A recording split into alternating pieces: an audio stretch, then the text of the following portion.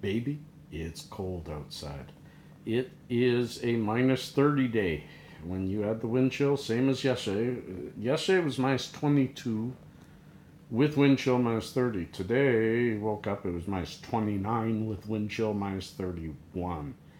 So it's cold. What's cold mean to to a fibromyalgic? Cold is tough. Cold is really difficult. We are so much healthier during the summers and we have such difficulty during the winters for a couple of reasons. Winter brings about, if you already have depression, and most fibromyalgics do, then winter brings about a heavier set of depression. Some call it SAD, seasonal affectiveness disorder. Some just call it winter. But regardless, it will affect your. We always battle our own mind during winter. You have less you can do, so less that can keep you occupied. When you aren't occupied, you tend to dwell in the muck, the fog that gets in your brain. But top that off with really severe cold and the arthritic inflammatory conditions of fibro or any other condition you have, the cold will affect it severely. Yesterday and today, I'm going nowhere. Nowhere. My mornings, oh, worse than they've ever been, probably partly because of the cold. Oh, excuse me. Because my inflammation is so high, and I can only afford so much CBD, that at night I have no CBD in me. I thought of starting to take some at night, but to add another $3 pill daily, thereby making it three of them instead of two, which I currently take, is just too expensive for me. So I can't do that. I have to just find ways to be able to sleep while I'm in pain. Sometimes it works. Sometimes it works. If I go, I don't know. Tell me if this is the same for you. What happens to me is I will I will get worse and worse as far as my sleep. And I'll give you an example. Yesterday in the afternoon, because I've had no sleep, I lay down for 3 hours. But did I get 3 hours sleep? Absolutely not. I probably spent at least 1 hour staring at the ceiling. And yes, that's one mistake. You gotta have your eyes closed if you want to sleep. But you kind of get tired of closing them after a while when nothing happens. But a few times during that 3 hours, I fell asleep. Once for easily 20 minutes or half an hour. And those little bits, oh, excuse me, feel so good. But I don't know how to make them longer. What ends up happening is my little bits of sleep get shorter and shorter to the point where I am right now, where I haven't truly had a good sleep in about a month.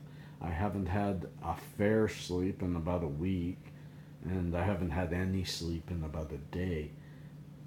That it all catches up to me, and then all of a sudden one night I'll go, or one afternoon, I'll go for a nap or for bedtime, and my body will just shut down and I'll go to sleep. And I'll get a really good sleep. And because my body's locked into that REM sleep, for the next couple of days, I start catching up and I start getting a little more sleep and a little less lethargic and a little more active. Um, and I hope that day's coming soon.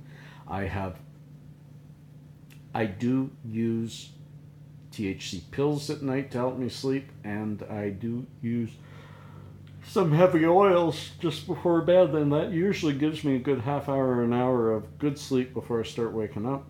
And like I said, 4 o'clock, I'm up with my IBS.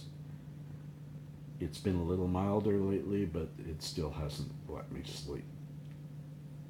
I have a couple of times thought of asking my doctor for real sleeping pills, ones that knock you out. Because yes, cannabis can help with sleep.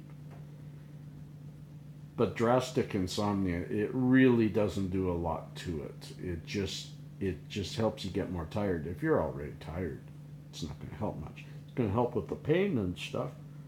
Oh, I'm yawning so much. I really need that sleep. But I don't want to be taking a whole bunch of things, and I don't have a lot of money to go out and start dipping into, you know, I want to. I've had suggestions for garlic powder. I've had suggestions for ginger root. I've had suggestions for honey and cinnamon mix. Whatever suggestions you guys want to give me, I hope they're cheap, because it's been and going to be a very tough year. Yes, I'm in better shape than I was last year thanks to some really digging in, having my son here, all that kind of thing has really helped. But medicating when you aren't reimbursed for your medications is really, really difficult. That's why I keep saying, no, you really got to think about how efficient cannabis is when most of us who are on it can't afford it, could much easier afford the prescription drugs that counter these drugs, and yet we stick to the expensive, difficult to buy, difficult to maintain one because it's natural, because it's right, because it's helping, where pharmaceuticals are just blocking. Kind of all over the place today, and I've already gone 7 minutes, so why don't I cut this short? Coffee break session over. You guys comment below. Let's carry this discussion on and keep going. Peace and cheers. Love and harmony. Get some sleep, huh?